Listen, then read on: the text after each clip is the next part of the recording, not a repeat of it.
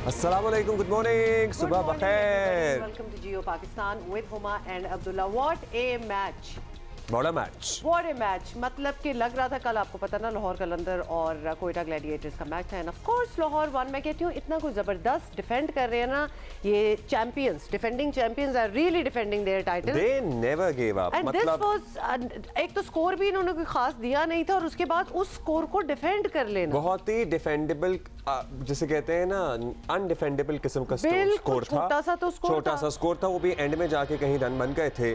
लेकिन उसके बाद जिस तरह से अपनी स्ट्रैटेजीज बारहा तब्दील की, फील्डर्स की परफॉर्मेंस हो, बॉलर्स की परफॉर्मेंस हो, रन रोक के रखे, रन रेट कहां से कहां तक पहुंचा दिया, and then ultimately they ended up winning the match. It is by 17 runs and it is incredible. बहुत ही अच्छा, बड़ा मजा आया। सर्टेनली टीम वर्क, एक टीम होती है ना जिसमें टीम वर्क नजर आता है, वो माशाल्लाह अल्लाह नजर ना लगाए लाहौर कलंदर है। एक कुछ टीमें होती हैं, कुछ टीमें होती हैं जिनमें टीम वर्क नजर नहीं आता। अभी मैं मोहम्मद आमिर की एक तस्वीर देख रहा था, वो अपनी 4 विकेटें और पता नहीं 4 ओवर्स और फलाने रन का केक काट रहे हैं। टीम उनकी हार गई है but he is so happy for his own thing.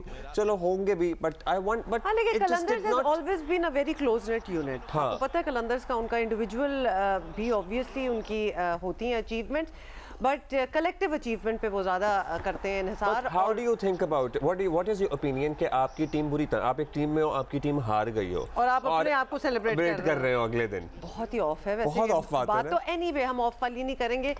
Qalandars is doing so well and barring the last time जब वो चैंपियंस बन ही गए थे, उससे पहले Qalandars used to be the butt of all jokes, आपको याद है, और तब भी उनका टेम्परामेंट और उनका एक सेंस ऑफ ह्यूमर जबरदस्त रहता था। और अब तो वो कहते हैं ना laughing all the way to the bank वाली सिचुएशन हुई है। They are enjoying themselves, they are playing good games, और लाहौर में ही लाहौर को जीत जाना, उसका तो मज़ा ही कुछ और है। अच्छा जी, अब तक जितने मैच हैं कोयटा ग्लैडिएटर्स के, उसमें सिर्फ एक जीत सके हैं। अब टूर्नामेंट में उनका आगे बढ़ना मुश्किल नज़र आ रहा है। हम पहले भी ये बात कर चुके हैं कि कोयटा ग्लैडिएटर्स की टीम का सिस्टम फ्लॉड है। अब बड़े बड़े क्रिकेट पंडित्स और तज्जियाकार और क्रिकेट की समझ बूझ रखने वाले लोग ये कहते हैं, बरमला कहते हैं कि इनकी सिलेक्शन, इनकी बैलेटिंग, इनका सिस्टम बहुत सारी खराबियां हैं, इसको इस पे नज़रसानी करने की ज़रूरत है। अच्छा। दूसरा ये कि लाहौर कलंदर एक सिस्टम के तहत चूंकि आया है, इसलिए वो इस विनिंग ट्रैक पे आने के बाद यहाँ से हटने को तैयार नहीं है। ये भी कहना था हमने। एक और बात जो है हमने आपसे करनी है, सुबह में पढ़ा था अखबार में कि भाई हाँ जरा हटाते हैं पे आए कि एक आपको पता है मरदमशुमारी डिजिटल सेंसस का दूसरा मरहला आज से शुरू हो रहा है। कल हमने काफी कल हमने तफसील से बात की और उसमें एक खबर थी कि भाई एक खातून इन्यूमरेटर को तशद्दुद का निशाना बनाया और इन्यूमरेटर्स कह रहे हैं कि मसाजिद से ऐलान के बावजूद लोग ताबुन नहीं कर रहे।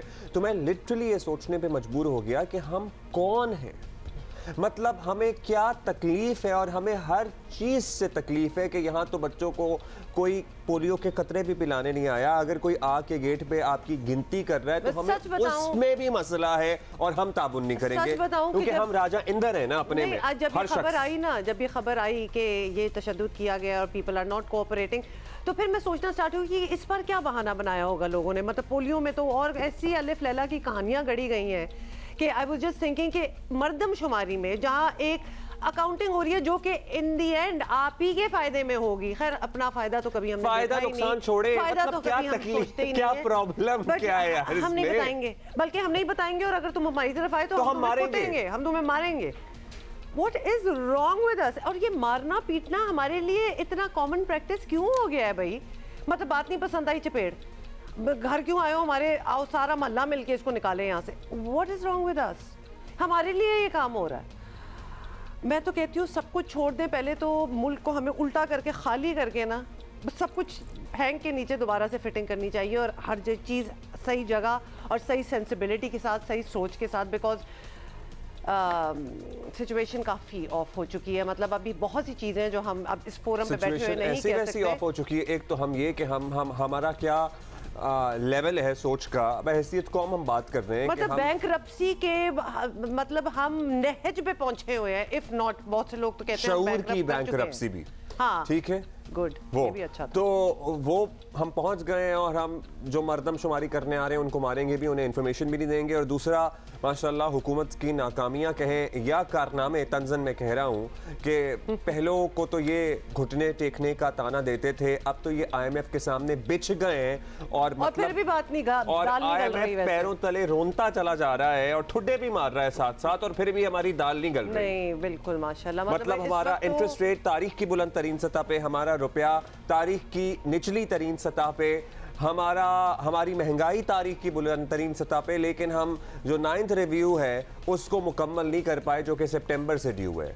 मतलब कमाल है ऐसी परफॉर्मेंस पे जो दिखाई जा रही है। हम बरमला कहेंगे और क्यों ना कहें इसहाक डार की तरफ से कि वो 8th रिव्यू हो ही गया था ना जैसे तैसे करके। तो भाई आपके जो डिलेड फैसले हैं उससे कितना नुकसान हुआ, उसका किस किस को कितना खमियाजा भुगतना पड़ा, जरा इस पे भी तो कोई जवाबदेही हो जाए। इस पे भी दे दो थोड़ा सा। आई एम सॉरी क्योंकि सामने हमारे आ ही गए हैं स्क्रीन पे, तो थोड़े से एटीट्यूड को ना हम्बल की करें। मतलब इस ब्रवाडो के साथ आना कि मैं ही तो जानता हूँ सब कुछ और मैं ही तो करूँगा, व्हेन यू रियली आर, मतलब आपकी भी वो शॉट इन द डार्क वाली बातें चल रही हैं, कुछ चल गया तो चल गया, कुछ नहीं चला तो नहीं सही, इट्स नॉट वर्किंग आउट। तो लिहाजा प्लीज़ थोड़े से सारे जिसको कहते हैं ना सिट डाउन, बहुत ही ब्रवाडो के साथ जो बातें की होती है ना कि सारे हटा दो क्योंकि ये बंदा आ रहा है, सारे वज़रा को हम्बल करने की ज़रूरत है, चाहे वो इत्तलात हो, मवासलात हो या ये लोग हों। मतलब भाई आप अपनी परफॉर्मेंस देखें, ऐसे में तो आपको आवाज़ क्या निगाहें भी ऊंची नहीं करनी चाहिए कैमरों के सामने, और आप आते हैं बड़ी बड़ी बातें करके चले जाते हैं और आपसे सवाल किया जाए तो गुस्से में आ जाते हैं। एक्सक्यूज मी, मतलब सवाल भी ना किया जाए, हु आर यू। एनीवे दी दोबारा से क्या अब आपको बताएं कि शहबाज शरीफ हुकूमत को बने, आपको पता है ना 11 माह हुए लगता है 11 साल से हम मतलब इसी में फंसे हुए हैं क्योंकि जो मुश्किल मरहला होना ऐसा लगता है वो गुजर नहीं रहा है जी बिल्कुल। जो मईशत है वो नासमली और महंगाई का तूफान तो ना रुक पाया, पे पड़ी हुई है। अच्छा यानी it's like dying, death bed. मुझे तो लग रहा था डेड है ऑलरेडी, अभी हम डेथ बेड पे ही हैं। कोई गाना कोई गाना याद आ गया। नहीं प्लीज स्टॉप इट, नहीं अभी इसके साथ गाना क्या वो गाना सुना आपने, आप बैठे हैं बालन पे मेरी मौत का जोर चलता नहीं है। बालन इज एक्चुअली डेथ बेड। बालन, हाँ तो जी बालन पे बैठे हैं एग्जैक्टली, बट मफहूम उसका यही है कि मौत का, आप मेरे डेथ बेड पे बैठे हैं और मौत का जोर भी नहीं चल रहा। तो मुझे लगता है यहाँ पे जो आप है ना वो IMF है। जी बिल्कुल ऐसा ही है। तो डॉलर जी है जो है ना वो 300 को छूने लगा है और सिर्फ कल के दिन की अगर बात कर ले तो तकरीबन 19 रुपए महंगा हुआ था। इस पे हम 1 मिनट की खामोशी लेना चाहते थे लेकिन वक्त हमारे पास कम है, खामोशी पूरा दिन खामोशी की शरह 31% से ऊपर चली गई है, which is the highest in the history. और ऊपर से IMF के कहने पर पूरे 3% इजाफे के बाद शरह सूद 20% कर दी गई है। स्टेट बैंक ने भी ये कह दिया कि महंगाई और बढ़ेगी। मिफ्ताह इस्माइल से बड़े जैसे कहते हैं ना तुम तराक से कुर्सी वापस लेने वाले मईशतदान, मईशत के चैम्पियन वज़ीर ख़जाना इसहाक डार अब हर महाज पर नाकाम हो गए हैं। बंदा सोचने पर लिटरली मजबूर होता है कि वो किस बुनियाद पर बड़े बड़े दावे। वैसे अब हम चुप कर रहे हैं, इन्हीं को सुन लेते हैं। हमें आवाम के लिए जो कुछ हम कर सकते हैं, जितनी हम उनको फैसिलिटी दे सकते हैं, उसके लिए मुझे IMF से भी मुझे यानी जैसे पंजाबी कहते हैं फड्डा पड़ा, मेरा पड़ा उनसे, लेकिन मैंने उनको डील किया। मैंने कहा आप वेट करें, आई डोंट केयर अगर नहीं आते तो, मैंने को मिन्नतें नहीं करनी उनकी, मैंने अपने पाकिस्तान के मामला को देखना है। They are most welcome, we are dealing with them on weekly basis. अब वो हमारा 9th review totally in order है, हर चीज इन ऑर्डर है। जैसे आपको आगे रिव्यू करके पैसे पाकिस्तान को देने चाहिए $500 मिलियन। मार्केट बेस्ड करेंसी है, लेकिन इसका ये मतलब हरगिज नहीं कि हम अपनी करेंसी को खुला छोड़ दें और जो चाहे वो स्पेकुलेटर्स और जो हुंडीज और इस तरह की चीज़ें जो हैं वो इसमें अपने यानी करोड़ों और थोड़े से अरब बनाए और मुल्क जो है वो हज़ारों अरबों के एडिशनल लोन के नीचे दब जाए। मैं एज ए प्रोफेशनल साबित कर सकता हूँ कि इसकी सही कदर जो है वो 200 से नीचे है।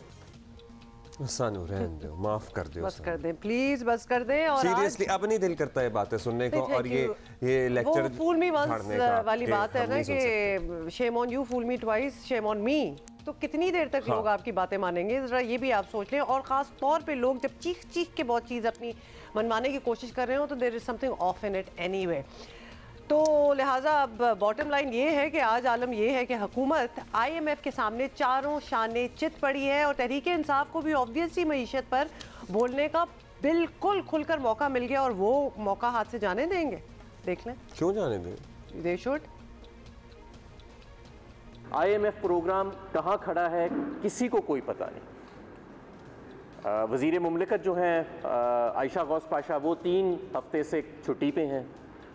वज़ीर ख़जाना TV पे अब नहीं आते और वज़ीर आज़म इस मुल्क के जो मुसल्लत किए गए हैं वो मईशत के हवाले से गुफ्तगू करते ही नहीं हैं। आपकी जो रेटिंग बैनुल अक़वामी इदारों ने की है वो CAA नेगेटिव है। ये इतनी कम रेटिंग पहले नहीं हुई हमारी। ये वो रेटिंग है जो डिफ़ॉल्ट से करीब ममालिक की होती है। श्रीलंका की डिफ़ॉल्ट से पहले ये रेटिंग थी। आज PDM की हुकूमत को ये भी तमगा जाता है कि उनके दौर में ये रेटिंग हुई है। आपने किया क्या इस मईशत के साथ? आप ये देखें ना, पहले मिफ्ता साहब आए, 2 महीने बातचीत ही नहीं हुई IMF के साथ, फिर एक बिल्कुल ही फेक फिगर्स वाला बजट का ड्राफ्ट पेश कर दिया, फिर उसको वापस लेके दूसरा ड्राफ्ट पेश किया गया। उसके बाद कभी इंपोर्ट बैन लग रहा है, कभी कुछ लग रहा है, कभी कुछ लग रहा है, मईशत नहीं चल रही। फिर डार साहब आ गए, 4 महीने आंखें दिखाते रहे IMF को। अपना ही प्रोग्राम जो मिफ्ता साहब तय करके गए थे IMF के प्रोग्राम का एक्सटेंशन, उसको वायलेट कर दिया और आज भी नहीं बता रहे कि किधर खड़ा है। कभी कुछ कहते हैं, कभी कुछ, कभी कहते हैं कतर से पैसे आने, कोई पैसे नहीं आए, कहीं से पैसे नहीं आए। आज आपके दोस्त ममालिक जो हैं उनको आपकी हुकूमत के ऊपर एतमाद नहीं है। आज आलमी इदारों को आपकी हुकूमत के ऊपर एतमाद नहीं रहा। अब तो वैसे पता नहीं अवाम बचेंगे या नहीं बचेंगे, लेकिन मुस्लिम लीग नून की सियासत तो सर्टनली दांव पर लगी हुई है। पता नहीं बचेगी कि नहीं बचेगी। मरियम नवाज साहिबा को भी इस बात का खदशा है। सुन लें क्या कह रही हैं। साहिवाल वालों, मुस्लिम लीग नून के पास 2 रास्ते थे। एक ये कि जो ये IMF के साथ मुआहिदा करके गया और फिर जाते जाते वो मुआहिदा फाड़ कर फेंक गया, तो मुस्लिम लीग नून भी उस मुआहिदे की पासदारी ना करती और पाकिस्तान दिवालिया हो जाता। लेकिन मुस्लिम लीग नून इमरान खान या तहरीक इंसाफ नहीं है। मुस्लिम लीग नून के दिल में दिल नहीं पाकिस्तान धड़कता है। साहिवाल वालों, हमारी सियासत को नुकसान जरूर वक्ती तौर पे हुआ होगा, लेकिन मैं कसम खाकर कहती हूँ कि मुस्लिम लीग नून ने पाकिस्तान को श्रीलंका बनने से बचा लिया अल्लाह के फजलो करम से। अच्छा जी, इसी पे हम बाज़ारा बात करते हैं। रहनुमा मुस्लिम लीग नून मोहम्मद ज़ुबैर साहब हमारे साथ मौजूद हैं। इरादे क्या हैं, करेंगे क्या, इनसे ज़रा जान लेते हैं। ज़ुबैर साहब, आप तो समझते हैं मईशत को, इंटरेस्ट रेट, डॉलर, पेट्रोल, ज़र मुबादला की कमी वगैरह के बाद अब ये कहना तो आपके लिए भी मुमकिन नहीं रहा ना कि सब कुछ ठीक चल रहा है। अब यहाँ मरियम नवाज साहिबा ये कह देती हैं कि अगर हालात ख़राब है, मईशत ख़राब है तो ये हमारी हुकूमत तो नहीं है, और अगर पेट्रोल की कीमत में मामूली सी कमी आए तो शाबाश डार साहब। क्या वाकई सब लोग डार साहब की कारकर्दगी से मुतमईन हैं या किसी को एहसास है कि हुआ क्या है और ये हुए चला जा रहा है? हमें जहां हालात मिले थे वहां से हमने जो बहुत ही बेहतरीन चीज़ की और जिस पर हमें मेरा ख्याल है फ़ख्र है, वो ये है कि हमने डिफ़ॉल्ट से पाकिस्तान को बचा लिया। सो डार साहब ने जो कोशिश की थी पिछले 3-4 महीने, वो ये थी कि हमें उतने मुश्किल फ़ैसले ना करने पड़े जितने IMF हमें दबाव डाल रहा था, और उसके लिए उन्होंने कोशिश की थी कि हमारे जो दोस्त ममालिक हैं वहाँ से अगर हमें पैसे मिल जाएँ और कुछ सोर्सेज से हमें पैसे मिल जाएँ। उसमें कामयाबी नहीं हुई। एक और बहुत अहम चीज़ ये है कि IMF का रवैया जो है वो इस वजह से भी सख्त हो गया कि क्योंकि पाकिस्तान की हुकूमत जब PTI की हुकूमत थी तो IMF के साथ मुआहिदा करके वो जो शराइत थी उस पर अमल दरामद नहीं किया, बल्कि उसे बिल्कुल मुख्तलिफ पेट्रोल की प्राइस उन्होंने कहा था बढ़ानी है, हमने कम कर दी। हमने पेट्रोल की प्राइस फ्रीज़ कर दी, हमने इलेक्ट्रिसिटी प्राइसेस फ्रीज़ कर दी। तो उसकी वजह से IMF जाहिर सी बात है काफ़ी नाराज़ भी है, और इस वजह से हमारे लिए भी कुछ मुश्किलात ज़्यादा हुई हैं। लेकिन जो सबसे मुश्किल वक्त था मेरा ख्याल है वो गुजर गया।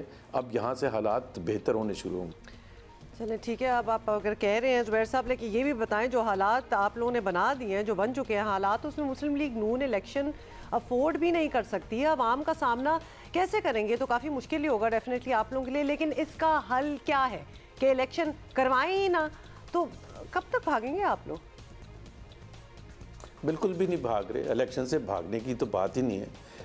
पाकिस्तान मुस्लिम लीग नवाज़ एक पॉलिटिकल पार्टी है और इलेक्शन की डेट का फ़ैसला करना वो पाकिस्तान मुस्लिम लीग नवाज़ के पास, उसके पास कोई फैसिलिटी ऐसी नहीं है कि उसकी मर्ज़ी हो। यहाँ कोई किंगडम तो नहीं चल रही है कि जी हम फैसला, इलेक्शन कमीशन ऑफ पाकिस्तान है, फिर कोर्ट्स हैं और दूसरे इदारे हैं जिनकी रिस्पॉन्सिबिलिटी है, गवर्नर्स हैं, प्रेसिडेंट है, जिनकी भी रिस्पॉन्सिबिलिटी है कि इलेक्शन की डेट का तयन किया जा सके। ऐसा लगता है कि अप्रैल के एंड में या मई के शुरू में डेट अभी मेरा ख्याल है आ जाएगी इलेक्शन कमीशन की तरफ से, आफ्टर कंसल्टेशन जो भी तरीक़ेकार सुप्रीम कोर्ट ने बताया है। सो हमारे पास तो चॉइस है ही नहीं और हम मेरा ख्याल है सबसे पहले इलेक्शन मोड में गए हैं। पिछले 1 महीने से मरीम नवाज़ जो हर शहर में जा रही हैं, साहिवाल भी गई हैं, बावलपुर, मुल्तान, सरगोदा, पिंडी, इस्लामाबाद, हर जगह जा रही हैं, वो इलेक्शन कैंपेन ही का हिस्सा है। हम पीछे जाके देखें, जब 2017 में जब पाकिस्तान की मईशत ज़बरदस्त थी और सब कुछ ठीक हो रहा था और उस वक़्त हुकूमत को हटाया गया और किस तरह से साजिश की गई, वो असल साजिश थी। तो मेरा ख्याल है अगर हम आवाम को ये कन्विंस करने में सक्सेसफुल होंगे तो अवाम हमारे तायद करेंगे और फिर देखते हैं जो भी इलेक्शन का रिज़ल्ट होता है। चलें जी, अवाम जाने आप जाने, लेकिन अवाम बहुत मुश्किल में। बहुत शुक्रिया आपका मोहम्मद ज़ुबैर साहब। लेकिन एट द सेम टाइम ये हम जानना चाहते हैं कि ये शायद अब बहाना इसके बाद कारगर ना रहे कि पिछलों का किया धरा है, क्योंकि अभी जो हालत हुई है और अभी जिस तरह से IMF के सामने हमने आपको बताया ना, घुटने टेकने से अगली स्टेज पे हम जा चुके हैं। क्या बड़ी तब्दीली है जो इंट्रोड्यूस कराने की कोशिश की गई है? इंट्रोड्यूस कराई नहीं गई। कौन सी बड़ी टैक्स रिफॉर्म है जिस पे डिस्कशन हो रही है, या कौन से इस मुल्क के वेल्थी लोग हैं, दौलतमंद अफराद हैं जिनकी वेल्थ पे आपको लग रहा है या उनको रिस्क नज़र आ रहा है कि हाँ भाई इस पे टैक्स लग सकता है? Nothing of that sort has happened or happening। इसी पे बात करते हैं साबिक वज़ीर वज़ारत ख़ज़ाना डॉक्टर खाकान नजीब हमारे साथ मौजूद हैं। बहुत शुक्रिया डॉक्टर साहब। डॉक्टर साहब, हम बड़े परेशान हैं क्योंकि हम आवाम की बात करते हैं और आवाम इस वक्त रुल नहीं गए हैं, रो पड़े हैं। मतलब महंगाई की हालत आप देख लें, रुपए की बेकदरी देख लें, हमारी रेटिंग्स देख लें, जिससे सर्टली आवाम का कोई सरोकार नहीं है, लेकिन अदरवाइज भी लोगों को नज़र आ रहा है क्योंकि उनके लिए एक वक्त की रोटी खाना भी अब मुश्किल हो गया अगर बिजली के बिल देते हैं तो। बिस्मिल्लाहिर्रहमानिर्रहीम। Abdullah, thank you for having me on your show. देखें, एक बात तो बिल्कुल क्लियर है कि पाकिस्तान जहां पे खड़ा है, पाकिस्तान को यहां नहीं होना चाहिए था। ये बात मैं पिछले 14 माह से कह रहा हूं कि कोई भी मुल्क जब बैलेंस ऑफ पेमेंट्स यानी कि एक्सटर्नल चैलेंज में आता है तो उसको IMF के पास जाना चाहिए। यही इंटरनेशनल आर्किटेक्चर है। आई एम सॉरी कि अगर हम ये बात नहीं समझ पा रहे, जैसे सारी प्रॉस्पेरिटी का ओनस हम पे है, शॉर्ट टर्म में इस बात को भी समझने का ओनस जो है वो पाकिस्तान पे है, किसी और मुल्क पे नहीं है। पाकिस्तान ने इनहराफ किया IMF के एग्रीमेंट से बारहा, चाहे वो पेट्रोल की कीमत हो, चाहे वो एक्सचेंज रेट मैनेजमेंट हो, चाहे वो मॉनेटरी पॉलिसी हो, हमने बारहा इनहराफ किया और हमने ये पैसे नहीं लिए। आप ये सोचिए कि अगर $1.2 बिलियन नवंबर में अगर हमने स्टाफ लेवल एग्रीमेंट कर लिया होता और अब तक आ गए होते, इसके साथ साथ आपके दोस्त ममालिक के पैसे भी आ गए होते, चाइना का रोल ओवर हो गया होता, मल्टीलैटरल्स के पैसे आ गए होते, आज आपके ज़र मुबादला के ज़खायर कुछ और होते और आप सप्लाई कर सकते वो चीजें, वीट, एडिबल ऑयल, कॉटन, दालें, चाय, और उससे जो प्राइस इन्फ्लेशन है मुल्क में वो कम होती। ये इतना ही सिंपल है अब्दुल्ला और हुमा। मैं समझ नहीं पा रहा कि हम इस वक्त ये बात क्यों नहीं समझ पा रहे, और उसकी वजह मैंने हमेशा कही है, पाकिस्तान का कलीदी मसला इकोनॉमिक गवर्नेंस है। आई एम सॉरी कि वक्त आ गया है कि हम इस चीज को ओन करें। आज 30 साल हो गए हैं हम डिस्कोस को प्राइवेटाइज करना चाह रहे हैं। एक छोटा सा बैंक है SME जिसको हम प्राइवेटाइज करना चाह रहे हैं पिछले कई सालों से, और हम नहीं कर पा रहे। मतलब अगर हम इतनी माइनर चीजें भी नहीं कर पाएंगे तो चीज आगे कैसे बढ़ेगी? तो अगर हम ये भी मामला अदालत में चला जाता है, क्या होता है? आपको वैसे ऑब्वियसली न्यूरो एक्सपर्ट ओपिनियन, आपको रीजन क्या नजर आता है कि ये अगर इतना क्लियर कट है और रिलेटिवली सिंपल है व्हेन वी डिस्कस इट, तो हम उस पाथ पे उस जगह क्यों नहीं है अभी? देखें, इसकी 2-3 वजूहात हैं। पहली तो वजह यह है कि ऑब्वियसली पॉलिटिकल स्टेबिलिटी जो है वो काउंट करती है, इसमें कोई शक नहीं है। पर दूसरी वजह यह है कि मैंने हमेशा, और क्योंकि मैंने इन तीनों पॉलिटिकल पार्टीज के साथ इंटीमेटली काम किया है, इनको ग्रैन्युलर लेवल पे अपनी तैयारी करनी पड़ेगी before coming into power, because जब ये पावर में आते हैं तो टाइम बहुत कम होता है, डिसीजंस इमीडिएट चाहिए होते हैं। और तीसरी वजह यह है कि हमें रिकग्नाइज करना पड़ेगा कि economic governance like all other governance has become very weak, चाहे वो हमारी प्राइवेटाइजेशन का अदारा हो, हमारी एनर्जी मिनिस्ट्री हो। और मैं एक गवर्नमेंट की बात नहीं कर रहा, मैं कई दिहाइयों से गवर्नमेंट्स की बात कर रहा हूं।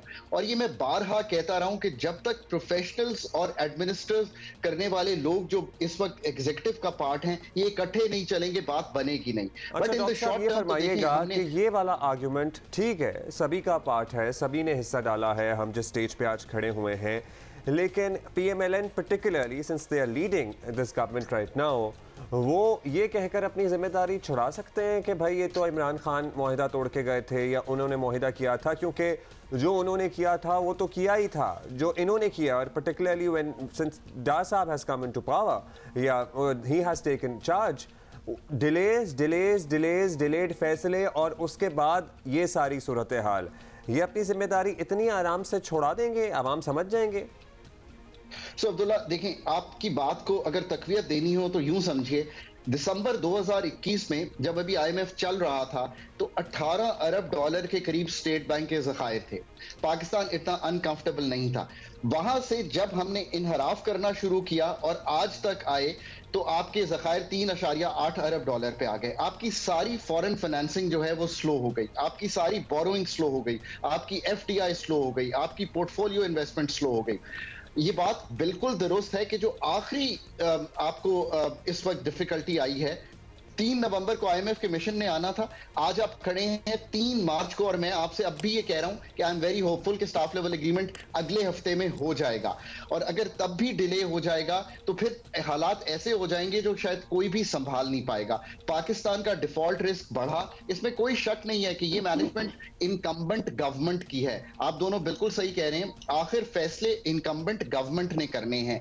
इनकम्बेंट गवर्नमेंट ने ही पाकिस्तान को इन द शॉर्ट टर्म जो एक बहुत बड़े चैलेंज से 2-4 मुल्क है उससे निकालना है। ये नवंबर से मार्च तक आने का कसूरवार कोई तो होगा और उसको अकाउंटेबल और अनस्टेबल भी होना चाहिए।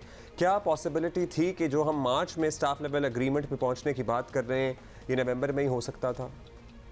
देखिए बिल्कुल हो सकता था। और किसी भी रेसिपिएंट कंट्री को जब भी मैंने एडवाइस किया और पाकिस्तान को भी कई दफा किया, इन दोनों प्रोग्राम्स में भी किया है, तो मैंने यही कहा है कि डिले जो है वो आपकी जो एब्रप्टनेस है उसको बढ़ाता है। सो समझिए, अब लग रहा है कि हम बहुत बड़े बड़े फैसले कर रहे हैं कि 3% शरह सूद बढ़ रही है, बिजली की कीमत में बहुत बड़ा इजाफा, गैस की कीमत में बहुत बड़ा। क्यों? क्योंकि ये एब्रप्ट हो गए हैं। एब्रप्ट किस तरह हो गए? आपको ये एक फिगर देता हूं तो आप अंदाजा लगा लेंगे। सितंबर 2020 से ओगरा ने कई मर्तबा हमारी गैस की कीमत को तब्दील किया, एक मर्तबा नहीं कई मर्तबा। हमने पिछले महीने तक इन 28 महीनों में एक दफा भी ओगरा की दी हुई कीमत को किसी भी हुकूमत ने तब्दील नहीं किया।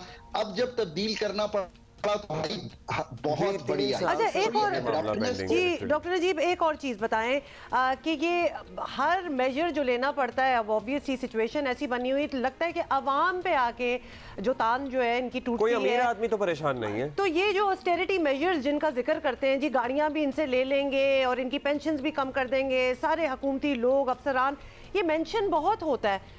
पता नहीं होता है कि नहीं होता इन दी एंड, और इससे फर्क भी कभी कोई पड़ सकता है। मतलब this also sounds like literally a drop in the ocean. सिर्फ एक line, whose wealth is at risk, कौन सी ऐसी रिफॉर्म की बात की जा रही है जिससे अरबपति खरबपति जो लोग हैं वो परेशान हुए हुए हों? So Huma, I am really glad कि आपने ये मुझसे सवाल पूछा। मैंने आपके ही अखबार द न्यूज़ में, जिसमें मैं बहुत ऑफन लिखता हूं, मैंने एक आर्टिकल लिखा है ऑस्टेरिटी पे। ऑस्टेरिटी इज ट्रूली मिसअंडरस्टूड इन पाकिस्तान।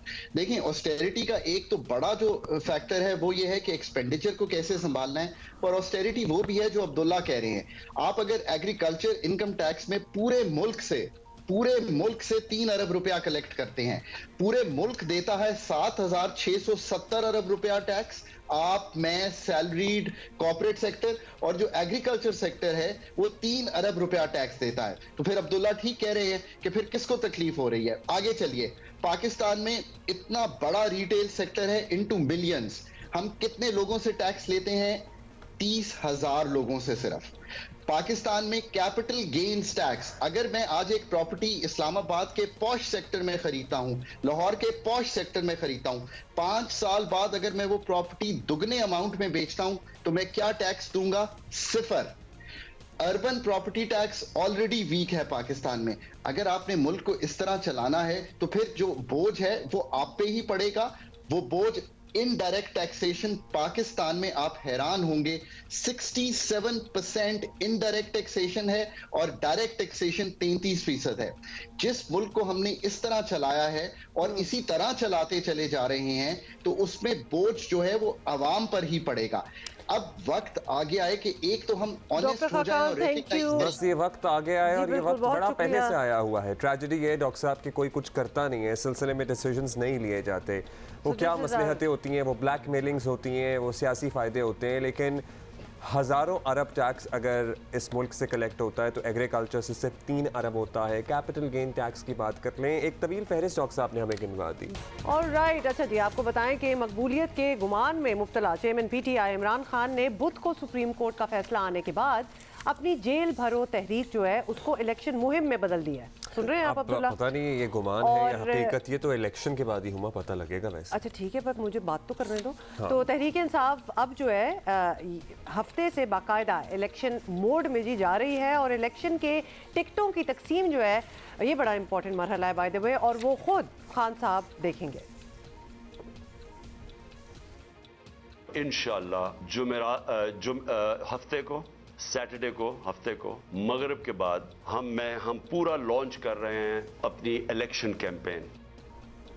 उधर असम्बली तो खैबर पख्तूनख्वा की भी टूटी है, लेकिन पंजाब के इंतखाबात पर PTI की खास तवज्जो है। मुल्क के सबसे बड़े सूबे में PTI की मकबूलियत अपनी जगह, लेकिन ये बात जहन में रहे कि इन्हें पंजाब में खुला मैदान नहीं मिलने वाला, क्योंकि तहरीक इंसाफ की कारकर्दगी खुद वहाँ उनके लिए अपोजिशन का किरदार अदा करेगी। उस्मान बुज़दार साहब को आई एम श्योर आवाम याद रखेंगे।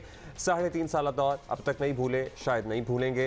इसलिए PTI को अपने दौर में होने वाले ज़िमनी इंतखाब में शिकस्त हुई। गुज़श्ता साल इंतखाबात में गुज़श्ता साल और 2 ज़िमनी इंतखाबा इलेक्शन में शाह महमूद कुरैशी की बेटी भी आपको याद होगा, मेहरबानो, वो मुल्तान की नशस्त हार गई थी।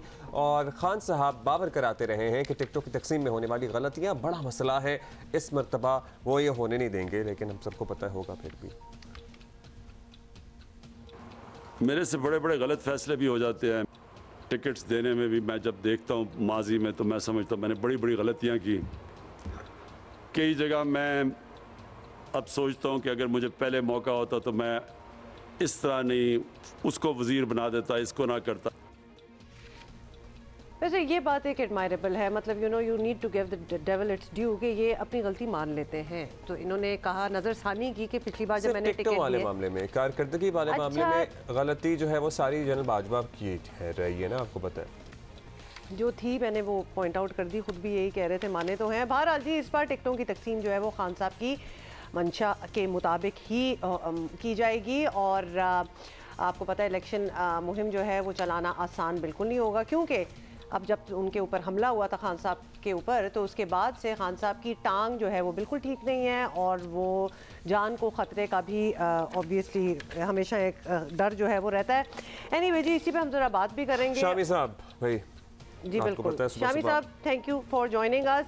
शामी साहब, तहरीक इंसाफ अब बाकायदा इलेक्शन मोड में जा चुकी है और ख़ास तौर पर पंजाब के इंतखाबात उनका फोकस हैं। गुज़िश्ता आम इंतखाबात में इमरान खान साहब ने इलेक्टेबल्स पर भरोसा किया था और रिजल्ट भी मिले उनको, लेकिन इस बार तो वो एक नज़रियाती जंग लड़ने का कह रहे हैं। तो क्या टिकटों की तकसीम में नज़रिए, बयानिए जैसी चीज़ें जो हैं वो देखना चाहिए आपके ख्याल में?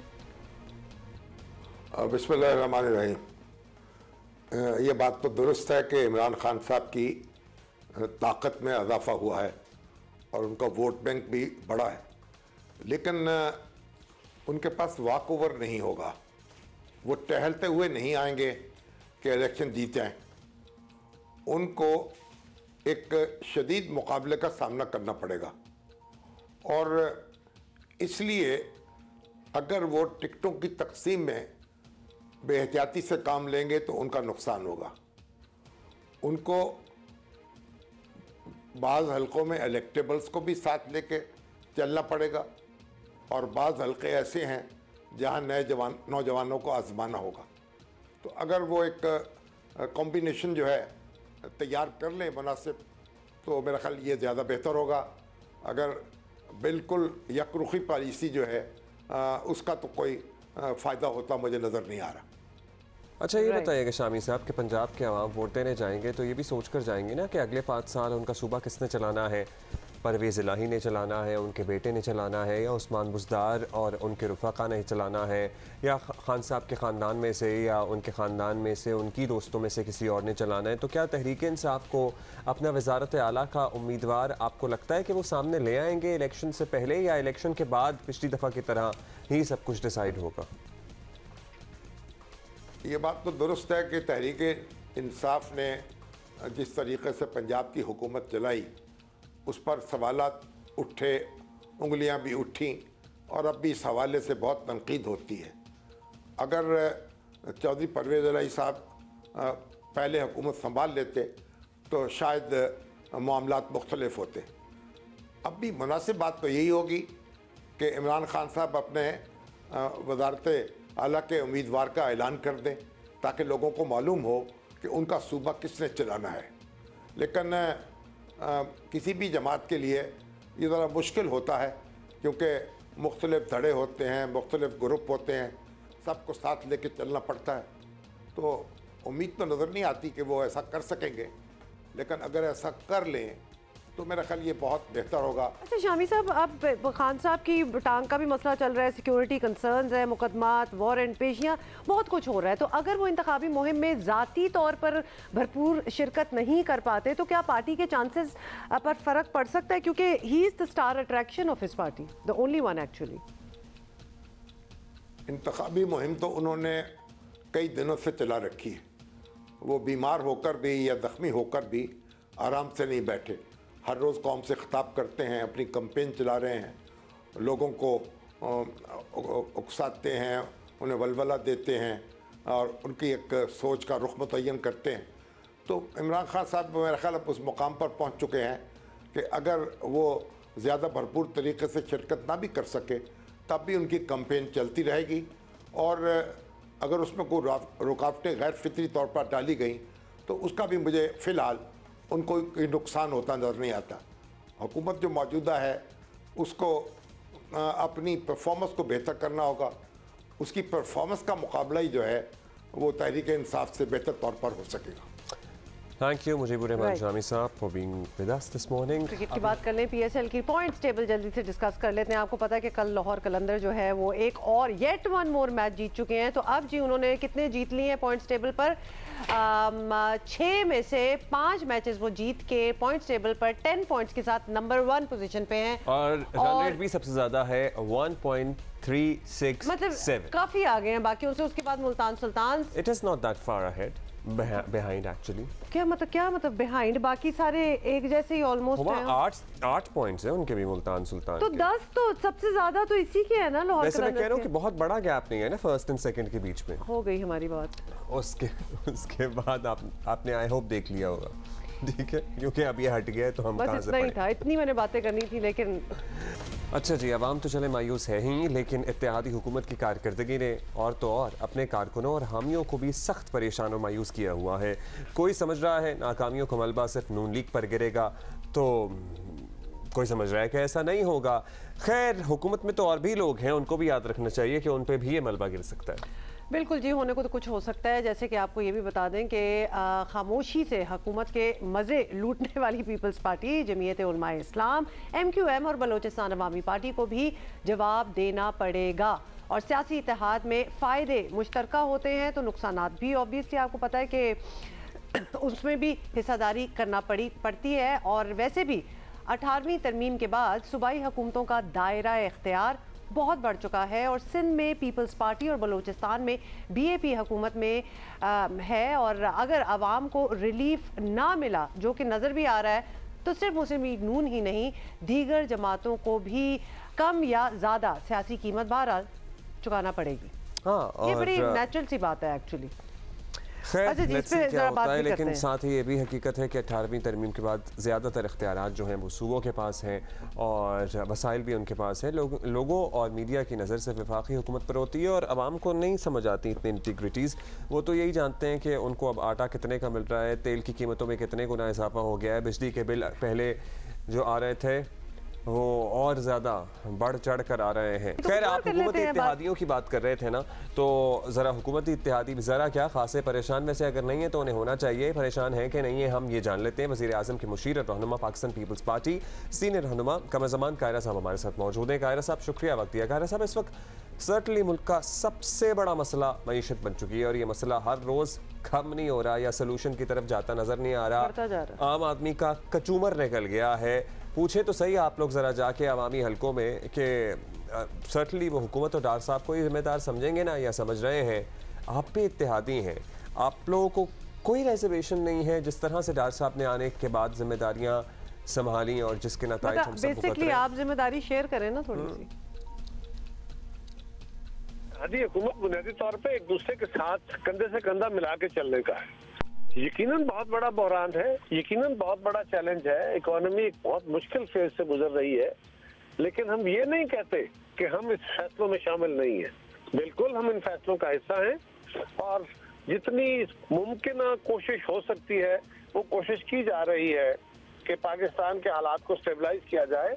लेकिन अंदरूनी हालात भी और आलमी हालात भी इस वक्त जिस बहरानी कैफियत गुजर रहे हैं, ऊपर से IMF की कंडीशनैलिटीज हैं और पाकिस्तान का भी बहरहाल कई दहाइयों का ओवरऑल जो एक्यूमुलेटेड हमारे मैस है, उसने आज एक अजीब सूरत हाल इख्तियार कर ली है।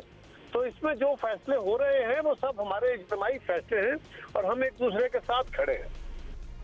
चलिए ठीक है कायरा साहब, अब ये भी बता दें कि पाकिस्तान को आपको पता ही है कि इस वक्त माशी क्राइसिस जो है उससे निकलने के लिए इंटरनेशनल मदद की बहुत ज़्यादा ज़रूरत है। देयर इज़ नो अदर वे।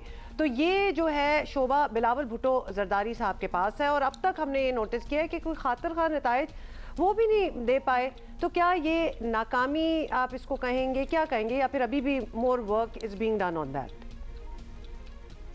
पाकिस्तान जब पिछले 8-9 महीने पहले हमारे हवाले हुआ तो सारी दुनिया को इस बात का पता है कि पाकिस्तान के खारजा ताल्लुकात का आलम यह था कि अमेरिका नाराज, यूरोप नाराज, FATF का तलवार हमारे ऊपर। बावजूद तमाम कंडीशनैलिटीज पूरी कर देने के 2 उनकी मीटिंग्स में हमारा केस रेफर होता रहा। सऊदीया हमसे नाराज, चाइना हमसे नाराज, दुबई वाले हमसे नाराज।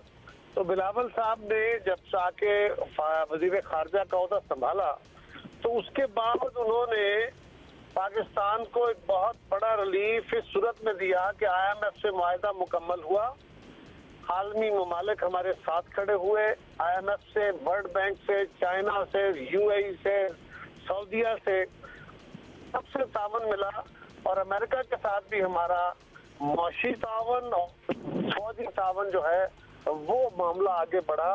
तो ये तो बहुत बड़ी सक्सेस स्टोरी है बिलावल साहब की। अच्छा, ये बता दीजिएगा कायरा साहब कि मौशी बहरान नत्थी हो चुका है सियासी इस्तेहकाम से जो नहीं नज़र आ रहा। लेट्स बी ऑनेस्ट, पूरे मुल्क में एक ही दिन इलेक्शन शायद हो, अब इसका शायद ना हो। क्या है इसका हल? आपकी जहन में है कुछ? पीपल्स पार्टी इस हुकूमत छोड़ने पर माने अगर तभी शायद इलेक्शन हो सके, या अभी आपको इसकी पॉसिबिलिटी नहीं नज़र आ रही है? क्या इमरान खान ये कुर्बानी नहीं दे सकते थे और दे सकते हैं कि वो इलेक्शन सारे मुल्क के साथ इकट्ठा कर लेते, ये असेंबलियां ना तोड़ते? ये सवाल तो उनसे करना चाहिए जिन्होंने ये बहरान खड़ा किया है। हम तो ये कह रहे थे कि 2 महीने कबल इंतखाबात कराने के लिए हम तो तैयार थे, लेकिन अगर कोई बंदा जिद में आ जाता है और वो पाकिस्तान का नुकसान करके अपना सियासी फायदा करना चाहता है तो ये सवाल उससे करें। हाँ, बट कायरा साहब ये वैसे कोई जवाब तो ना हुआ ना। आपको पता ही है कि an eye for an eye leaves everybody blind. तो उसने नहीं किया तो हम भी नहीं करेंगे, मतलब इस तरह। तो इसीलिए तो हम वहाँ पहुँचे हुए हैं जहाँ हम आज हैं। But anyway, thank you for being with us. 5वां प्रोवर्ब है। 5वां? हाँ, और आपने कोई आज मुझे भारी भरकम उर्दू नहीं मारी मुझे सुबह मैंने। क्या वो word, what was the word that you used? तखय्युलाती। वैसे तो आसान सा लफ्ज़ है, ये तो पता ही होगा। अब व्हेन यू से इट ऑन एयर ना तो लोग मेरे पीछे पड़ जाते हैं कि आपको तखय्युलाती का मतलब नहीं पता। जिस कॉन्टेक्स्ट में इसने यूज़ किया था ना उसमें वाकई नहीं, किसी को भी नहीं पता था क्या कह रहे हैं, इनको भी नहीं। हमारे गेस्ट इंतजार कर रहे हैं। अच्छा जी, रहनुमा JUI फे और तर्जुमान PDM हाफिज़ अब्दुल्ला साहब हमारे साथ मौजूद हैं। हाफिज़ साहब थैंक यू।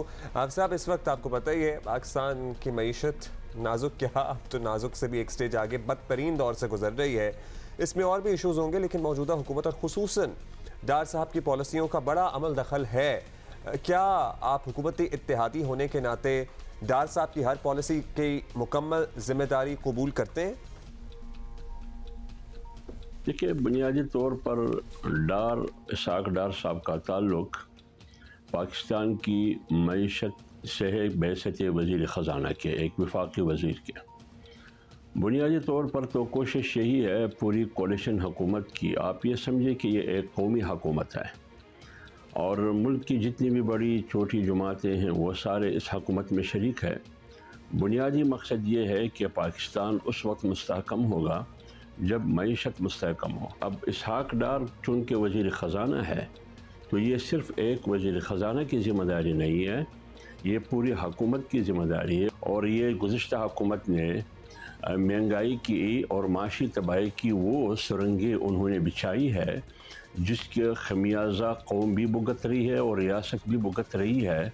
हमें ये शाबाश देना चाहिए जमीयत उलमा इस्लाम को और दीगर पार्टियों को कि हमने अपनी सियासत को दाव पर लगाकर रियासत बचाने की तकद्दो कर रहे हैं।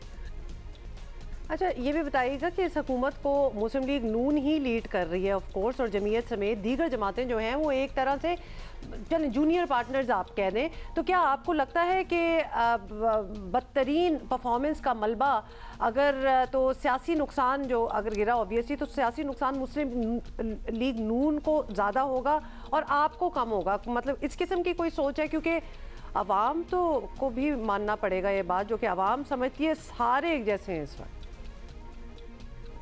देखिए मेरे भाई, बात यह है कि जब आप हुकूमत में होते हैं और ये भी मालूम हो कि हुकूमत में होते हुए महंगाई आसमान को छू रही है और लामहाला आपको मुस्तकबिल में सियासी तौर पर नुकसान होगा। हमने पाकिस्तान को श्रीलंका बनने से बचाया, हमने खुदा न ख्वास्ता पाकिस्तान को तोड़ने से बचाया। जिस तरफ पाकिस्तान एक बड़े नुकसान की तरफ गामजन था, हमने वहाँ से ब्रेक लगा के उनको रोक दिया। बेशक इस नतीजे में मेरी सियासत को नुकसान हुई, लेकिन कौम यकीन करे कि हम हुकूमत में इस मकसद के लिए नहीं है कि हम हुकूमत के मज़े लूटें, नहीं, आपका मुस्तकबिल हमारा मद्देनज़र है और पाकिस्तान मुल्क और रियासत का मुस्तकबिल हमारे मतमह नज़र है। इंशाअल्लाह हमारी कोशिश यही होगी कि कौम कैसी तरक्की करेगी माशी तौर पर, मुल्क कैसी तरक्की करेगा माशी तौर पर। बेशक मुझे नुकसान हो जाए, मेरी सियासत को नुकसान हो जाए, फैसला कौन करेगी कि एक पार्टी ने अपनी सियासत बचाने के लिए रियासत को डबोया, दीगर पार्टियों ने जिसमें जमीयत उलमा इस्लाम सरपरस्त है, PMLN है, पीपल्स पार्टी है, उन्होंने रियासत को बचाने के लिए अपनी सियासत को डबोया। ये फ़र्क सामने रख के फिर वोट देने में फैसला करें। अच्छा, ये बता दीजिए लास्टली हाफिज़ साहब के जो कारकर्दगी और जैसे हालात चल रहे हैं, ये बात समझ में तो आती है ना कि हुक्मरान इत्तेहाद आवाम को फेस नहीं करना चाहता, इसीलिए शायद इलेक्शन में भी टाल मटोल से काम लिया जा रहा है। लेकिन आपकी जमात के लगाए गए गवर्नर इलेक्शन की डेट ना दे पाए तो आइन शिकनी के मुर्तकिब भी ठहर सकते हैं और तौहीन अदालत भी साथ में होगी। तो क्या पार्टी क़यादत इसके बावजूद उन्हें यही हिदायत देगी कि इलेक्शन नहीं होने दें? गवर्नर ने कभी भी इनकार नहीं किया कि मैं इंतखाबात करने के लिए तैयार नहीं हूँ, क्योंकि इंतखाबात कराना वफाक का काम नहीं है, ये सुबह से ताल्लुक़ रखता है। ये गवर्नर और इलेक्शन कमीशन आपस में मुशावरत से तय करेंगे। बात सिर्फ इतनी है कि एक आदमी ज़मान पार्क में बैठकर जस्टिस अतहर मिनल्लाह ने ठीक कहा कि हमने इसको भी एड्रेस करना होगा, इस बात को, इस सवाल को कि क्या पंजाब असम्बली को तहलील करके और खैबर पख्तूनख्वा की असम्बली तहलील करके इस तहलील के पस मंज़र में वजूहात क्या है। और परवेज़ इलाही के ऑन रिकॉर्ड मीडिया पर मौजूद है उनके स्टेटमेंट, उनके बयानात कि 90% अरकान असम्बली तहलील करने के हक़ में नहीं है। और मैंने बार बार परवेज़ इलाही कहते हैं कि मैंने इमरान खान को समझाया भी, लेकिन हम क्या करें, फिर भी इमरान खान का हुक्म है। अब आप ख़ुद अंदाज़ा लगाइए कि फिर किस बुनियाद पर असम्बली तहलील की गई। खैबर पख्तूनख्वा के गवर्नर को कहा जा रहा है कि आप आइन शिकन साबित हो सकते हैं अगर आपने डेट नहीं दिया, तो लिहाजा पहले तो गवर्नर ने इनकार नहीं किया, लेकिन पहले आप ये कर ले कि सदर को सज़ा दें, कासिम सोरी को सज़ा दें, उनको बुला दें कि क्यों आपने आइन तोड़ा, इमरान खान को बुलाया, ताकि लोगों को ये एहसास हो कि कानून ज़ोरावर और कमज़ोर, ताकतवर और कमज़ोर के लिए एक ही कानून है। लोगों को पता चले कि पाकिस्तान में एक कानून है, दो कानून नहीं है। पाकिस्तान में एक ही पाकिस्तान है, दो पाकिस्तान नहीं है। पहले ये हमने अमलन साबित करना होगा। चलिए लेट्स सी क्या होता है, ये सूरत हाल किस तरह अनफोल्ड होती है। बहुत शुक्रिया आपका, हाफिज़ अब्दुल्ला साहब हमारे साथ मौजूद थे। वैसे हुमा पूछ रही थी ना कायरा साहब से, क्या या हम ही पूछ रहे थे इनफैक्ट, क्या पीपल्स पार्टी कोई कुर्बानी दे सकती है या कोई इकदाम उठाएगी कि सारे सूबाई इलेक्शन एक साथ हो, या इक्वल रिस्पॉन्सिबिलिटी लेट? हाँ, बट ये भी हो सकता था, उनकी बात में वजन था कि ये भी हो सकता था कि इमरान खान साहब असम्बलियाँ ना तोड़ते और फिर सारे इलेक्शन एक साथ हो जाते। ये भी हो सकता था, और ये भी हो सकता था कि ये मान जाएं और सारे इलेक्शन दोबारा एक साथ हो जाएं। जी अच्छा, गुज़श्ता साल आपको पता है पाकिस्तान में तारीख के बदतरीन सैलाब ने हमारी मईशत को भी वैसे हिलाने में उसका भी एक अहम किरदार है, और हमारा मुल्क भी हिला कर रख दिया। बस्तियां की बस्तियां उजड़ गईं, लाखों लोग बेघर हुए, पाकिस्तानियों की बड़ी तादाद मुश्किल में फंसे अफराद की मदद को भी निकली, और आलमी बिरादरी की तरफ से भी मदद की गई।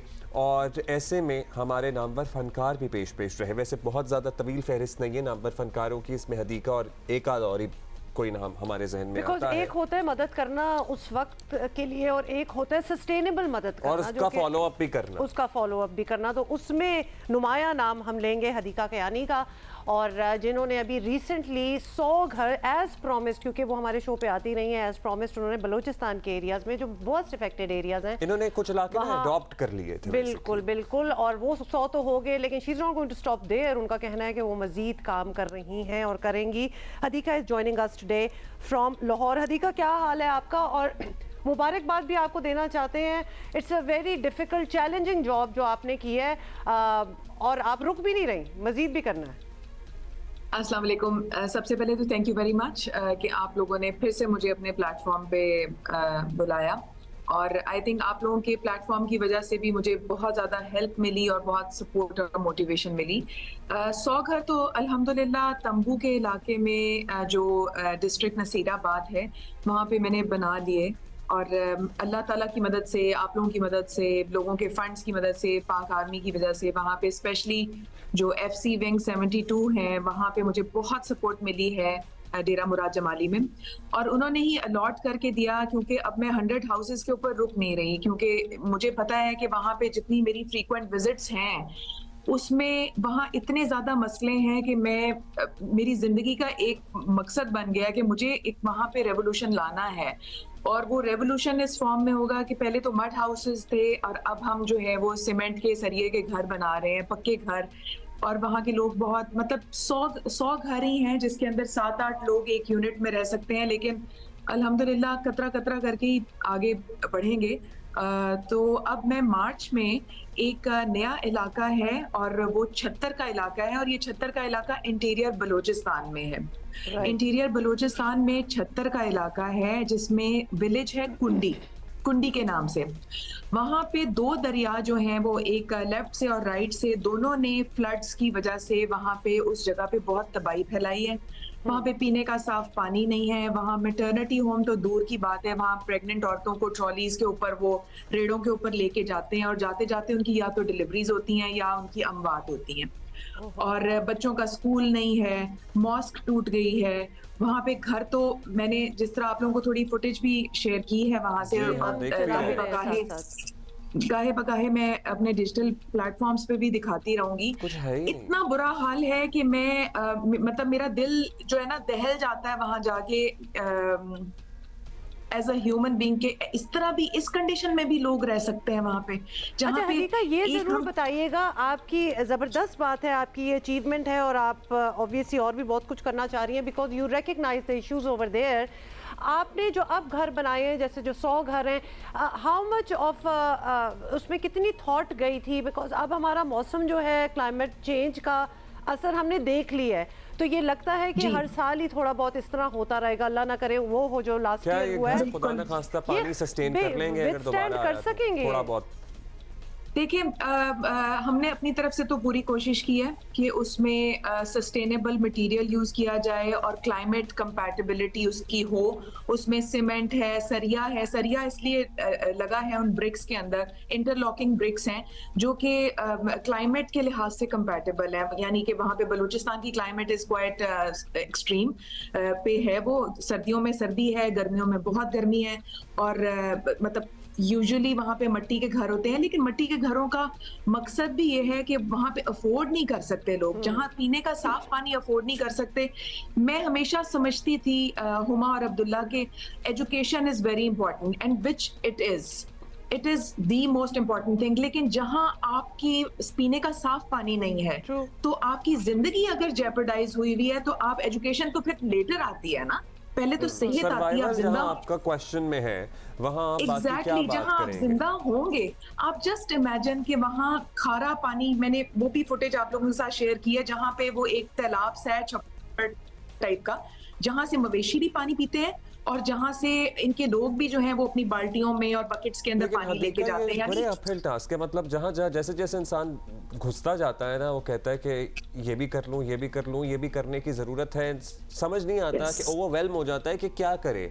अब पीने के पानी, अब मुझे बताइए, हाँ आप ज़रा कंटिन्यू कीजिएगा, बताइए कि मज़ीद जो आपने टेकअप करने की कोशिश की है 76 में कुंडे का इलाका, ज़ाहिर है आपको और फंड्स की भी ज़रूरत होगी, और हम ये चाहते हैं कि हमारा प्लेटफॉर्म इसलिए भी इस्तेमाल हो क्योंकि लोगों को नज़र आ गया है कि अब एक्चुअली जाके काम कर रही हैं, and we really want people to contribute more. मैं आपके प्लेटफॉर्म के ऊपर ये प्रॉमिस मैंने पहले भी किया था कि मैं टाइम टू टाइम अपनी चीज़ें यहाँ पे दिखाती रहूँगी लोगों को, क्योंकि लोगों का पैसा है, लोगों की अमानत है, अल्लाह ताला ने दिल में डाला है तो अल्लाह ही इसको रिसोर्स कराएगा, अल्लाह ही पूरा कराएगा। और इंशाल्लाह मेरा मिशन ये है कि कुंडी के इलाके में 200 घर मैं कमिट करके आई हूँ और उस कमिटमेंट को अल्लाह पूरा करवाएगा आप लोगों के थ्रू। और इंशाल्लाह मार्च में, फर्स्ट वीक ऑफ मार्च में हमारा काम स्टार्ट हो गया है, हमारा काम वहाँ पे स्टार्ट माशाल्लाह से हो गया है। पहले 2.5 लाख का एक यूनिट था और उसमें 7% टैक्स शामिल नहीं था जो मैंने 2.5 लाख का बताया था। अब जो है इन्फ्लेशन की वजह से अब हमने नया कॉन्ट्रैक्टर जो है वो हायर किए हैं वहाँ पे, क्योंकि पिछले कॉन्ट्रैक्टर के साथ हमें इश्यूज आ रहे थे, टाइम के इश्यूज भी आ रहे थे, डिस्टेंसेस के इश्यूज थे, उनकी अवेलेबिलिटी के इश्यूज थे, लेकिन अल्हम्दुलिल्लाह विद द हेल्प ऑफ अल्लाह और पाक आर्मी तो हमारा वहाँ काम अपने टाइम पे 5 महीने यानी 2 महीने ऊपर चला गया, क्योंकि मेरा काम स्टार्ट हुआ था वहाँ सितंबर में अक्टूबर, नवंबर, दिसंबर, जनवरी, फरवरी, मार्च, यानी कि फरवरी के एंड में हमारे 100 हाउसेस कंप्लीट हुए। अब मार्च में हमारे 200 हाउसेस स्टार्ट होने जा रहे हैं और इंशाल्लाह सितंबर तक हम उनको कंप्लीट कर लेंगे। और इस दफा हमारी जो कॉस्ट है वो 3.5 लाख की लगभग आ रही है, क्योंकि उसमें 7% टैक्स भी डाल दिया हमने।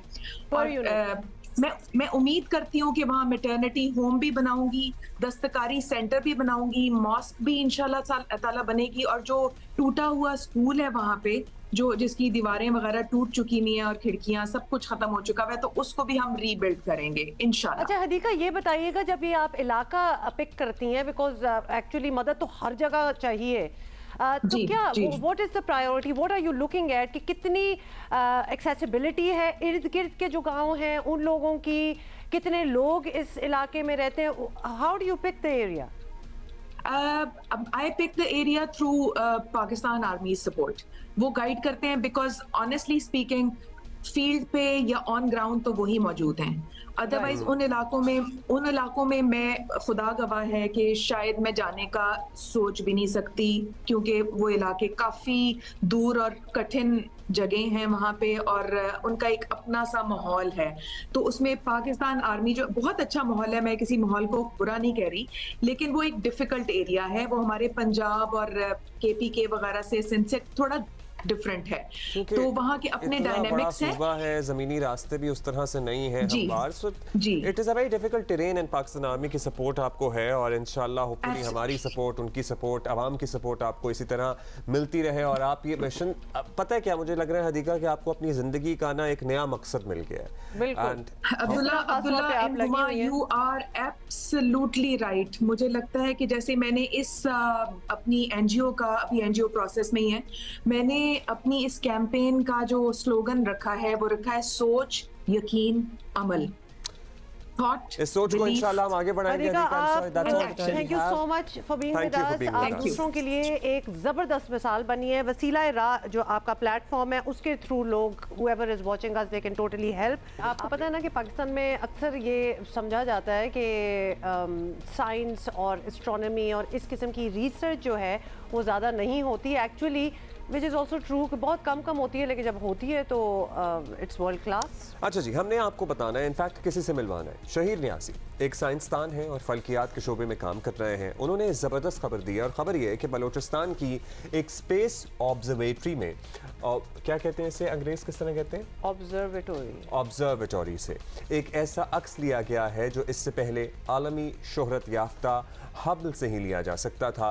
ये अक्स है 10 अरब नूरी साल दूर मुख्तलिफ कहकशाओं के मजमूए की एक ग्रेविटेशनल लेंस सिस्टम का। ये सिस्टम मुख्तलिफ गैलेक्सीज के इकट्ठा होकर लाइट रिफ्लेक्ट करने वाले एक लेंस या अदसे की सूरत में होता है। अगर आप समझ रहे हैं कि आपको समझ में नहीं आ रहा तो इसमें आपका कसूर नहीं है, लेकिन हम ये आपको बता दें कि ये पाकिस्तान की एक बड़ी कामयाबी है और इसी को समझने के लिए हमें ज्वाइन करेंगे जो हमारे गेस्ट हैं जिनका जिक्र किया। कि पहले ये बताएं कि क्या बातें की हैं आपने कि क्या था।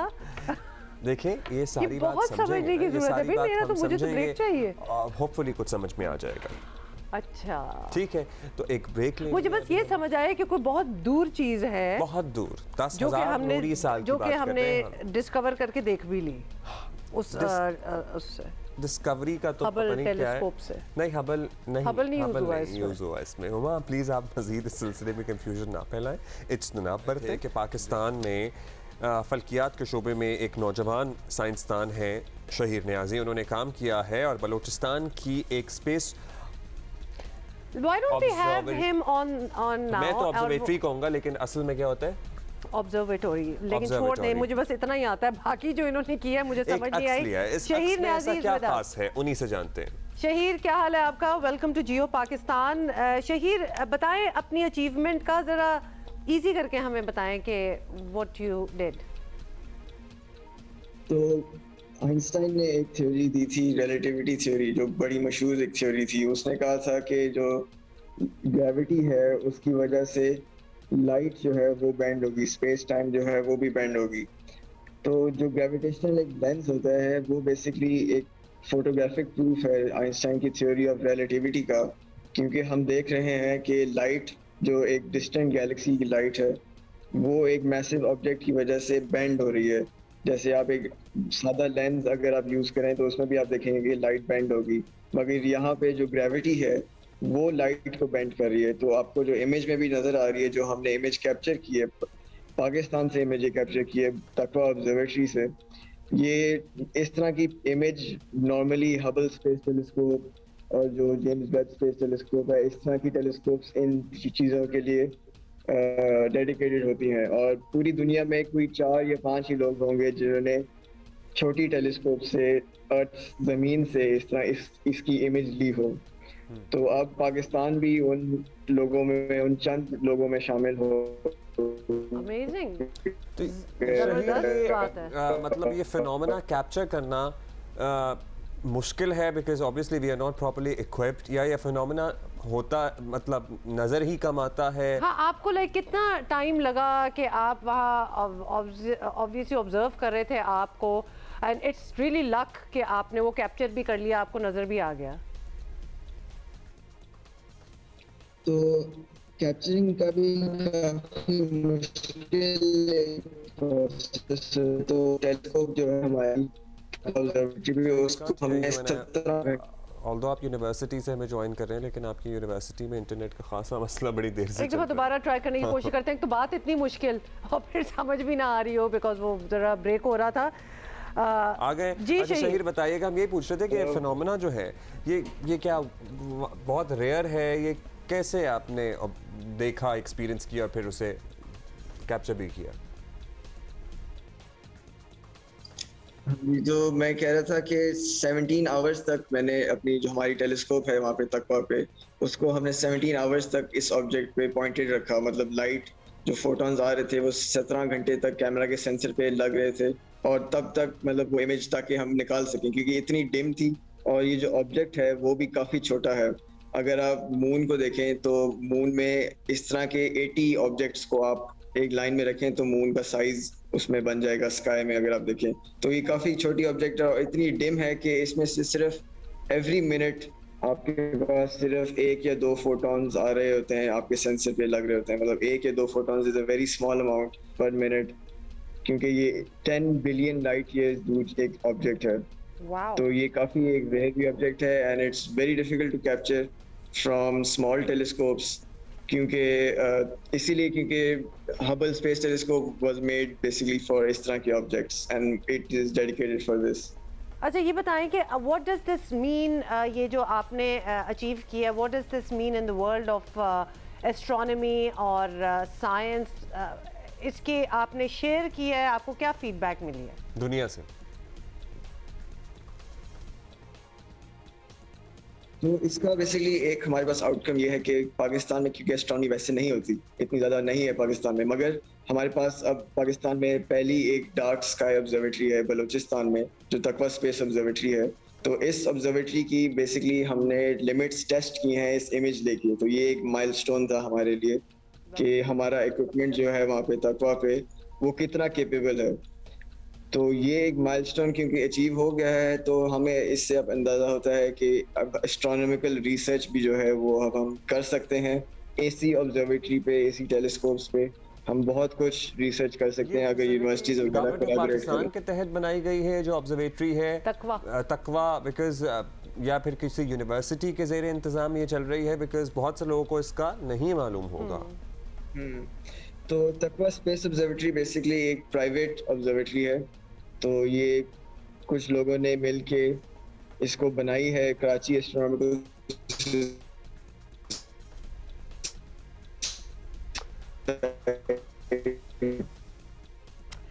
ओके शहीर, समझाना था बिल्कुल sorry we are short on time. बहुत बहुत शुक्रिया, बहुत बहुत मुबारक आपको। It is a very big deal. By the way सारी चीज़ों से मुझे तो ये तकवा ऑब्जर्वेटरी कभी नहीं पता था that we have a space like that. Commendable, और हमें लगता है कि शहीर जो है वो बहुत कुछ और भी अचीव करेंगे होपफुली इंशाल्लाह।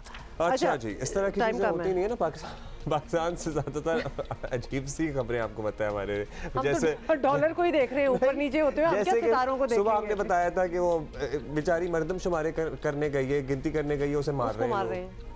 हमारे इश्यूज जरा चेक करें, और शुक्र है कि हमारे यहाँ भी शहीद टाइप लोग हैं जो कि कह रहे हैं भाई होता रहे जो हो रहा है मुल्क में, हम तो सितारों की तरफ देख रहे हैं और कुछ ढूंढ भी लिया उन्होंने, क्योंकि देखने वाला कुछ रहा भी नहीं है, तो चलो सितारों की तरफ ही देखें। एक और मसला जिसकी तरफ अगर आप जल्दी से बता दें। जल्दी से हमने आपको बताना है, 12 का इस्लामाबाद में बाईपास मंसूबे के तहत जेर तामीर पुल, पता नहीं क्या आफत आई हुई है इस पे, एक हफ्ते में दूसरी बार ये ढह गया है। पहली बार 26 फरवरी को पुल की छतें अचानक गिरी थी और बाय द वे नीचे लोग भी थे, मजदूर दब गया था, दब गए थे। इलाका मकीनो इमदादी टीमों ने मजदूरों को मलबे से निकाला था। 2 मजदूर इसमें जाँ बहक हुए थे, 4 शदीद जख्मी थे। कल फिर एक सुतून गिर गया इसका। इसी पे हम जरा जानते हैं, हमारी साथी है ज़मीन ज़हरा, वो हमें बताएंगी। ज़मीन बताइएगा कि ये दूसरी बार ऐसा हादसा हुआ है, ये प्रोजेक्ट है क्या, कौन कर रहा है इसको, कितना काम हो चुका था इस पे जो गिर भी गया? जी, बारको बाईपास का मंसूबा तकरीबन ये 4 से 5 माह पहले इसका आगाज़ हुआ था। ये मंसूबा, ये बाईपास, एक पुल बनाए जाएंगे यहाँ पर और 3 इंटरचेंज भी बनाए जाएंगे, जबकि 2 पुल यहाँ पे बनाए जाने हैं जो ट्रैफिक के बहाव को ये कम करेगा, क्योंकि मरी से और कश्मीर से बहुत सारी ऐसी ट्रैफिक है जो कि रावलपिंडी, इस्लामाबाद, बाराको के रस्ते दाखिल होती है। अगर हम मरी से ट्रैवल कर रहे होते हैं तो 1 घंटा मरी से आने में लग जाता है, लेकिन अगर बाराको पे हम रुकते हैं, वहाँ पर ट्रैफिक इतनी ज़्यादा होती है कि 1 से 1.5 घंटा बाराको में लग जाता था। वही ट्रैफिक के दबाव को कम करने के लिए इस मनसूबे का आगाज़ किया गया था। वज़ीर-ए-आज़म शहबाज शरीफ ने इसका इफ्तिताह किया था और ये कहा गया था कि तकरीबन 4 से 5 माह में ये मनसूबा कंप्लीट हो जाएगा, लेकिन अभी भी देखा जा रहा है कि इस पर तकरीबन 40 से 50% काम किया गया है और तकरीबन 5 दिन के अंदर अंदर 2 बार इसमें यह हादसा जो है वो पेश आ चुका है। ज़मीन थैंक यू सो मच। तो यानी ये चीज़ बन रही थी to bypass that whole thing. अब इस सारे मलबे को जो बाईपास करना पड़ेगा, ज़रा उसका अंदाज़ा करें।